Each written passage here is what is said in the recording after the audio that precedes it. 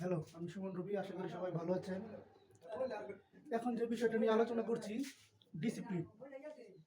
Discipline এরকম একটা জিনিস, প্রথম প্রথম যদি কেউ পালন করে এটা, আশেপাশে বা কাছের মানুষরা প্রথম ওনাদেরকে ভুল বুঝে বা মনে করে যে তাদেরকে কেউ অ্যাভয়েড করছে বা সে আমাদেরকে অ্যাভয়েড করছে।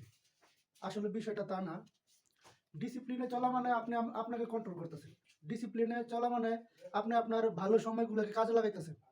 যেরকম ধরেন, আজকে আমি প্রায় 7.5 ঘন্টার মতো আমি আমাকে কন্ট্রোল করেছি। মানে আমি আমার ব্রেনকে কন্ট্রোল করেছি। আমি এদিক সেদিক কোনো কিছু নজর দেই নাই বা বাজে কোনো সময় কাটাই নাই।